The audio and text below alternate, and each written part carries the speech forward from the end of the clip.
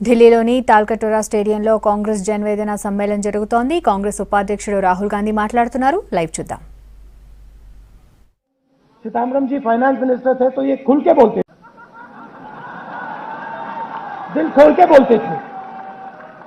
आजकल पता नहीं क्यों ये दिल से खोलकर नहीं बोलते हैं.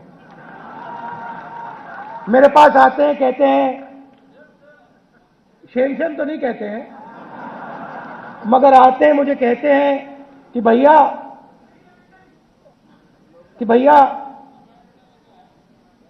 हाँ, डर लगता है ये नौकरी चली जाएगी, फोन कॉल आ जाएगा, तो आप हमारी बात समझ जाइए. हम आपकी बात समझते हैं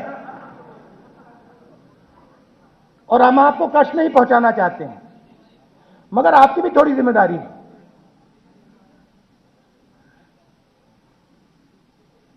ऑटोमोबाइल सेक्टर में 60% कम गाड़ियां बिकी हैं.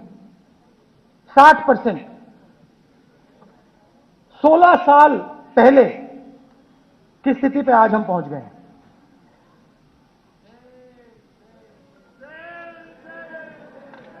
नरेंद्र मोदी जी को पूछना चाहिए अपने आप से, अपने से, कि 60% ऑटोमोबाइल सेक्टर में सेल्स कम क्यों हुई. एक तरफ वो कहते हैं make in India. Automobile sector make in India का फलक्रम है, सेंटर है. नरेंद्र मोदी जी को पूछना चाहिए कि मनरेगा में इतना डिमांड क्यों बढ़ गया. वही कार्यक्रम जिसका उन्होंने मजाक उड़ाया था, पूरी दुनिया को कहा था कि भैया देखो कांग्रेस पार्टी ने क्या किया, मजदूरों से गड्ढा खुदवाते हैं. उनको पूछना चाहिए कि आज मनरेगा का डिमांड इतना क्यों बढ़ रहा है. उनको पूछना चाहिए कि भैया जो पहले लोग शहरों में आते थे, लोग सपना देखकर बंबई जाते थे, बेंगलोर जाते थे, दिल्ली आते थे, वो दूसरी ओर क्यों दौड़ रहे हैं. ये सवाल नरेंद्र मोदी जी को पूछना चाहिए. ये हमारे जो प्रेस के मित्र हैं, इनको पूछने चाहिए. हम तो पूछते हैं और हम पूछेंगे. तो नरेंद्र मोदी जी ने जो हमने 70 साल में नहीं किया, जो हमने 70 साल में इंस्टीट्यूशंस की रिस्पेक्ट की, जुडिशरी की रिस्पेक्ट की,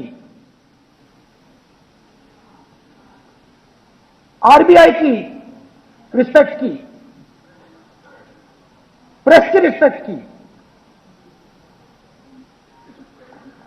शायद बहुत ज्यादा की.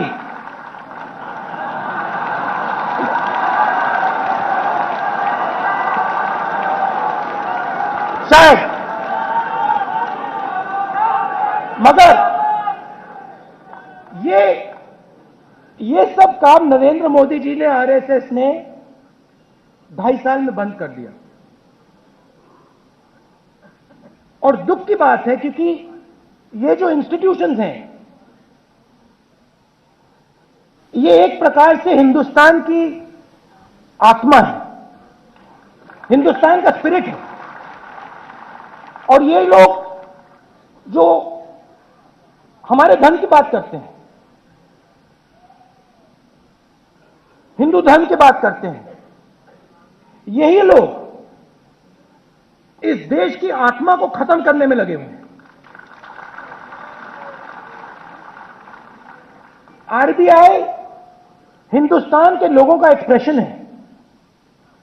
जब एक जज कोर्ट हाउस में बैठता है, वो हिंदुस्तान की स्पिरिट, हिंदुस्तान की आत्मा को रिप्रेजेंट करता है. जब एक व्यक्ति फैक्ट्री में काम करता है, वो हिंदुस्तान की आत्मा को रिप्रेजेंट करता है. और जब आप